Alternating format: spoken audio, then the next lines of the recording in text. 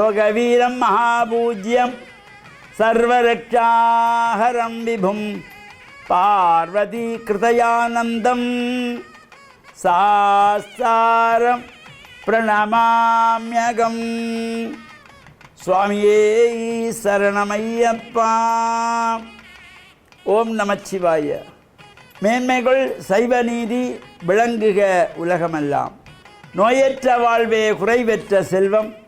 அந்த நோய் நொடிகள் இல்லாத வாழ்வு இந்த உலக மக்கள் எல்லோரும் வாழ வேண்டும் என்று கலியுகத்தின் காந்தமலை ஜோதியாகிய சபரிமலை சுவாமி ஐயப்பனுடைய திருவடிகளை சிறந்தாழ்த்தி டான் தமிழொலி ஓம் தொலைக்காட்சி நேயர்கள் அனைவருக்கும் சர்வதேச இந்து மத குருபீடம் அகில இலங்கை சபரிமலை ஸ்ரீ சாஸ்தாபுரத்தின் சார்பில் இனிய வணக்கங்களும் நல்லாசிகளும். இன்றும் மங்களகரமான விஸ்வாவசு வருஷம் சித்திரை மாதம் 6ஆம் நாள் 19/4/2025 சனிக்கிழமை. இன்று மலர்ந்திருக்கின்ற இன்றைய பொழுதும் நம் எல்லோருடைய வாழ்விலும் எல்லா விதமான சிறப்புகளும் வெற்றிகளும் கிடைக்க வேண்டும் என்று இஷ்ட தெய்வங்கள் குலதெய்வங்களையும் வணங்கி பெற்றோர்கள் பெரியோர்கள் குருவானவர்கள் ஆசிரியர்களையும் வணங்கி அவருடைய அன்பையும் ஆசையையும் பெறுகின்ற பொழுது எந்த நாளுமே நமக்கு நல்ல நாளாக அமையக்கூடியது. இன்று மந்த வாரம் என்கின்ற சனிக்கிழமை. இந்த சனி பகவானுக்கு மந்தன் என்றொரு பெயர். அவன் சனைஹி சரஹா, மெல்ல மெல்ல நடப்பவர். அவர் ஒரு கால் முடமானவர் சனி பகவான். அதனாலே தான் ஒரு ராசியை விட்டு இன்னும் ஒரு ராசிக்கு செல்வதற்கு 2.5 ஆண்டுகள் செல்லும். ஏனைய கிரகங்கள் ஒரு வருஷத்திலே அடுத்த ராசிக்கு மாறிடும், ஒரு மாதத்திலே மாறுகிற கிரகங்கள் உண்டு. இந்த சனி பகவான் மட்டும் தான் இருக்கும் ராசியை விட்டு இன்னொரு ராசிக்கு செல்வதற்கு 2.5 ஆண்டுகள் மெல்ல மெல்ல நடப்பவர். சனைஹி சரஹா, சனீஸ்வரன். இந்த சனிக்கிழமையிலே அதனாலே தான் சுபகாரியங்கள் சனிக்கிழமையிலே செய்யக்கூடாது என்று சாஸ்திரங்கள் சொன்னது. இந்த சனிக்கிழமையிலே வீட்டிலே ஒரு நல்ல காரியங்களை ஆரம்பிக்கக்கூடாது, செய்யக்கூடாது.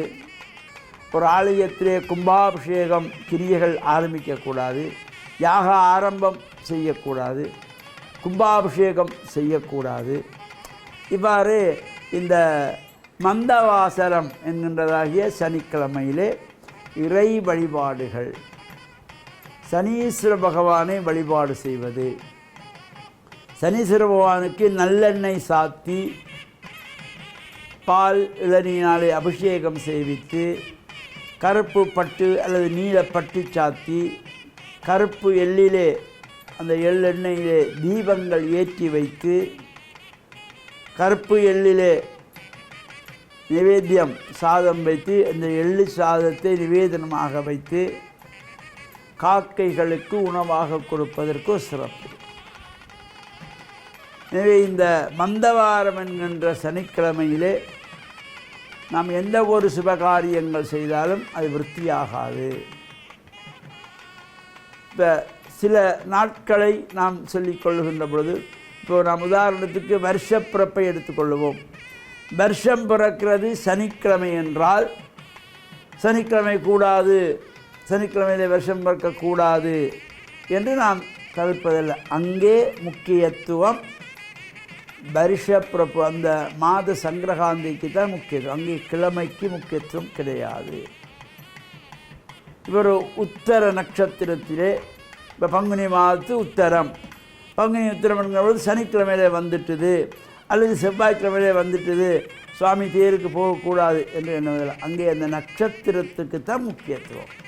பங்குனி உத்தரம் என்கின்ற நட்சத்திரத்துக்கு தான் அங்கே முக்கியத்துவமே தவிர அங்கே கிழமைக்கு முக்கியத்துவம் இல்லை.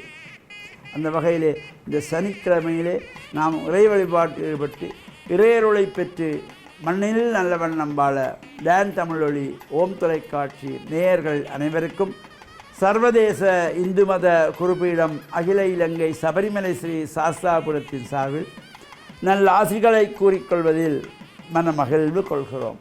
சர்வே ஜனாக சுக்கினோ பவந்து சமஸ்த சன்மங்களானி சந்து. சுபம்.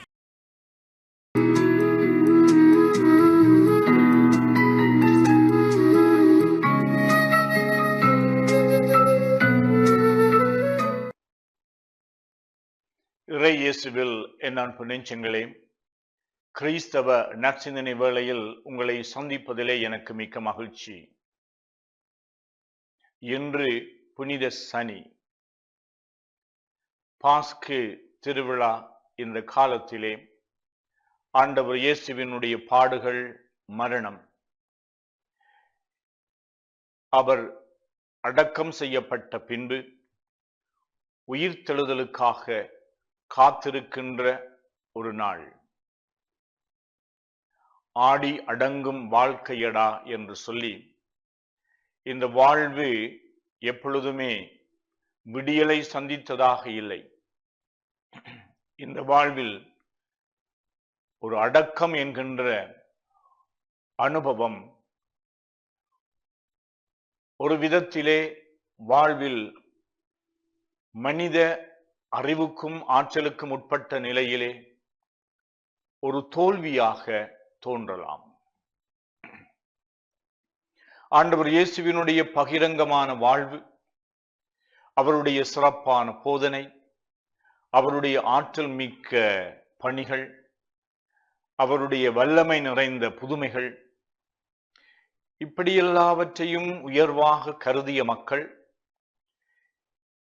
இந்த மனிதனை கொலை செய்து விட்டார்கள். அவர்கள் நினைத்தபடி, திட்டம் தீட்டியபடி அனைத்தும் அவர்கள் வெற்றி பெற்று விட்டார்கள் என்ற இருமாப்புணர்வோடு பலர் அந்த சமூகத்திலே இருக்கின்ற பொழுது அவரை அடக்கம் செய்து முழு உலகமும் அமைதியிலே நிசப்தமாக இருக்கின்ற ஒரு அனுபவத்தையும், வாழ்க்கையெல்லாம் முடிந்து விட்டது என்ற ஒரு தோல்வி உணர்வையும் முழு உலகமும் அனுபவித்துக் கொண்டிருக்கின்ற இந்த நாளைத்தான் இதை புனித சனி என்று சொல்லுகின்றோம். உண்மையிலே இந்த நாளிலே எந்த விதமான வழிபாடுகளும் இடம்பெறுவதில்லை. ஆனால் வரலாற்றிலே எங்களுக்கு தெரியும், ஆண்டவர் இயேசு சாவை வென்ற சத்தியனாக உயிர்த்து விட்டார். ஆனால் இந்த உயிர்ப்பை கண்டு களிப்பதற்கு, அக்களிப்பதற்கு, மகிழ்வதற்கு, வெற்றி வாகை சூடுவதற்கு முன்னதாக ஒரு மௌனம். எங்களுடைய வாழ்வில் இப்படிப்பட்ட மௌனங்கள் சில வேளைகளிலே இடம்பெறுகின்றன. கேள்விக்கு விடை சொல்ல முடியாது, பிரச்சனையை தீர்க்க முடியாது, தோல்விகளை நாங்கள் ஏற்றுக்கொள்வதற்கு கடினமாக இருக்கின்றன. எப்படி என்ன என்று வாழ்வினுடைய புதிர்களை புரிந்து கொள்ள முடியாத ஒரு நிலை மௌனமாகும். எல்லா கேள்விகளுக்கும் நாங்கள் விடை சொல்ல முடியாது, எல்லா பிரச்சனைகளுக்கும் தீர்வு காண முடியாது. அதனால இயேசுவினுடைய அடக்கம் என்பது எங்களுடைய வாழ்வில் நாங்கள் அடிக்கடி அல்லது அனுதினம் அல்லது சில வேளைகளிலே அனுபவிக்கின்ற இந்த ஆழமான மௌனமாகும். இந்த மௌனம் எங்களுடைய வாழ்க்கையில் பல சிந்தனைகளை உற்பத்தி செய்யலாம். ஒரு விதை நிலத்தில் விழுந்து அதை விதைக்கின்ற பொழுது அது முளைப்பதற்கு சில நாட்கள், சில நிமிடங்கள், சில நேரங்கள், சில மணித்தியாலங்கள் எடுக்கும். அந்த விதை சும்மா இருப்பதில்லை. அது விதைக்கப்படுகின்ற மண்ணிலே இருக்கின்ற நீரையும் பசலையையும் அது உண்டு, அது மீண்டும் உயிர் பெறுகின்றது. இவ்வாறு எங்களுடைய வாழ்வில் நம்பிக்கைகள் இழந்த வேளைகளில் எல்லாம் எங்களுடைய வாழ்வு முழுவதும் ஒரு அடங்கிய ஒடுங்கிய வாழ்வாக இருக்கின்ற பொழுதெல்லாம் எங்களுடைய வாழ்விலே முழுமையாக இறப்பை அனுபவிக்கின்ற அல்லது தோல்வியை காணுகின்ற அல்லது இருளில் இருக்கின்ற ஒரு வாழ்வாக இருக்கின்ற பொழுது நாம் மௌனத்தில் ஆண்டவரோடு ஒன்றித்திருப்போம். இறைவனுடைய வல்லமை எங்களிலே செயலாற்ற வேண்டும். இந்த இறைவன் இல்லாமல் எங்களால் தொடர்ந்து முன்னேற முடியாது. அவருடைய அருளும் வழிகாட்டுதலும் அவருடைய ஆசீர்களும் எங்களுக்கு தேவை என்ற அந்த மனதோடு இறைவன் எங்களுடைய உள்ளங்களை தம்முடைய ஆசியால் நிரப்ப வேண்டும் என்று இந்த புனித நாளிலே நாங்கள் இறைவனோடு மன்றாட்டிலே ஒன்றித்திருப்போமாக. ஆமென்.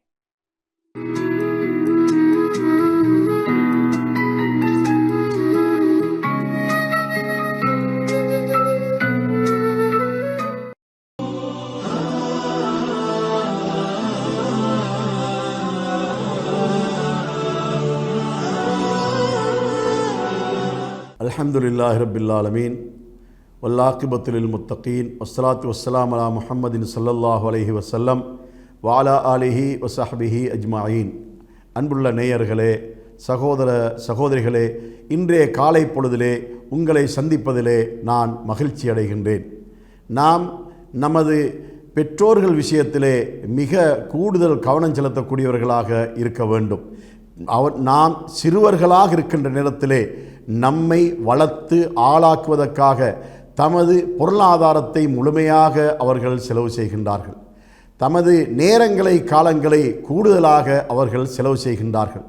இதன் பின்னால் நாம் படித்து பட்டம் பெற்று உயர்ந்த பதவிகளை எல்லாம் அடைந்து கொள்கின்றோம்.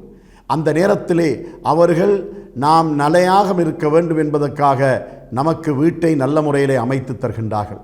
பாதையிலே நாம் செல்லும்போது நமக்கு ஏதும் துன்பங்கள் வராமல் இருக்க வேண்டும் என்பதற்காக நமக்கு அவர்கள் பாதுகாப்பு வழங்குகின்றார்கள். இப்படியெல்லாம் செய்ததுக்கு பின்னால் நாம் ஒரு நல்ல பதவிக்கு வந்து திருமணம் முடித்து பிள்ளைகளையும் பெற்றெடுத்ததற்கு பின்னால் அந்த நமது பெற்றோர்கள் முதிய வயதை அடைந்து விடுகின்றார்கள். முதிய வயதை அடைந்ததற்கு பின்னால் அந்த பெற்றோர்களை நமது வீட்டுக்குள்ளே வைத்து அவர்களுக்கு உபசரிப்பதிலே அவர்களுக்கு பணிவிடை செய்வதிலே நமக்கு அருவருப்பு ஏற்பட்டு விடுகின்றது. அவர்களுடைய நடவடிக்கைகள் ஒரு சிலது அருவருப்பை ஏற்படுத்தினாலும் கூட நாம் அருவருப்படைய கூடாது. அப்படி ஏற்பட்டு விட்ட உடனே நமது வீட்டுக்கு பிற்காலத்திலே வந்து சேர்ந்த நமது மனைவிமார்கள் எல்லாம் அந்த பெற்றோர்களை வீட்டிலே வைத்திருக்கக்கூடாது என கணவனை வற்புறுத்துகின்றார்கள். அதாவது அந்த மகனை பெற்றெடுத்த பெற்றோர்களை வீட்டுக்குள்ளே வைக்கக்கூடாது என பிற்காலத்திலே அந்த வீட்டிலே வந்து குடியேறிய அந்த மனைவி கணவனை அங்கே வற்புறுத்துகிறாள். இவர்களை கொண்டு போய் முதியோர் இல்லத்திலே விட்டு வாருங்கள், தாயென்றால் பெண்கள் முதியோர் இல்லத்திலே விட்டு வாருங்கள், அதே போல தந்தை என்றால் ஆண்கள் முதியோர் இல்லத்திலே விட்டு வாருங்கள் என்று வற்புறுத்துகின்ற ஒரு நிலைமையை நாம் பார்க்கின்றோம். அதனால் இன்று முதியோர் இல்லம் என்ற ஒரு கலாச்சாரம் ஏற்பட்டிருக்கின்றது. அந்த முதியோர் இல்லத்திலே ஒவ்வொருவரும் கொண்டு போய் போடப்படுகின்றார்கள். அதாவது தனது பிள்ளையுடைய ஒரு உயர்ந்த பதவிக்காக, அவனை டாக்டர் ஆக்குவதற்காக, அவனை ஒரு சட்டத்தரணி ஆக்குவதற்காக, அவனை ஒரு இன்ஜினியர் ஆக்குவதற்காக, இப்படி எத்தனையோ பதவிகளை அவனுக்கு ஏற்படுத்தி கொடுப்பதற்காக லட்சக்கணக்கான கோடிக்கணக்கான ரூபாய்களை உழைக்கக்கூடிய தகுதியுடையவனாக தனது பிள்ளையை ஆக்குவதற்காக கஷ்டப்பட்ட அந்த பெற்றோரை கை நீட்டி உணவு வாங்கி சாப்பிடக்கூடிய முதியோர் இல்லத்திலே கொண்டு போய் சேர்க்கக்கூடிய பிள்ளைகளை நாம் பார்க்கின்றோம். இது அக்கிரமத்திலும் மிகப்பெரிய அக்கிரமமாக இருப்பதை நாம் காணக்கூடியதாக இருந்து கொண்டிருக்கின்றது. அவர்கள் கடைசி வரைக்கும் அவர்கள் முதியவர்களாகிவிட்டால் அவர்களுக்கு பணிவிடை செய்ய வேண்டும். இவன் சிறு பிள்ளையாக இருக்கின்ற போது இவனுடைய மலசலத்தை கழுவி விட்டார்கள், இவனுக்கு உணவு ஊட்டி விட்டார்கள், இவனுக்கு ஆடை அணிவித்து விட்டார்கள், நோய் வந்த போது இவனை தலையிலும் கழுத்திலும் சுமந்து இவனை எடுத்து சென்று மருந்து வாங்கி கொடுத்தார்கள். இப்படியெல்லாம் செய்த இந்த பிள்ளை அந்த தாயும் தந்தையும் எலும்பி நடமாடுகின்ற சக்தியுடையவர்களாக இருக்கின்ற நிலைமையிலும் கூட முதியோர் இல்லத்திலே கொண்டு போய் போடுகின்ற ஒரு நிலைமைகளை நாம் இன்று பார்க்கின்றோம். அதனால் இந்த முதியோர் இல்லம் என்பது நமது பிள்ளைகளுக்கு ஒரு சாபக்கேடு என்பதை நாம் ஒருபோதும் மறந்துவிடக்கூடாது. நம்மை பெற்ற பெற்றோர்களை நம்மோடு வைத்து அவர்களை பராமரிக்கின்ற நல்ல பண்பாடுகளை நமக்கு மத்தியிலே நாம் ஏற்படுத்தி கொள்ள வேண்டும். இந்த முதியோர் இல்லம் என்ற கலாச்சாரத்துக்கு மூடு விழா போட வேண்டும் என்பதை நான் இந்த காலை பொழுதிலே உங்களை சொல்லி, உங்களது பிள்ளைகளை, உங்களது பெற்றோர்களை அன்போடு பாருங்கள், இரக்கத்தோடு பாருங்கள், புன்முறுவலோடு பாருங்கள் என்று கூறி முடிக்கிறேன். வாஹிர் தஅவானா அனில் ஹம்துலில்லாஹி ரப்பில் ஆலமீன்.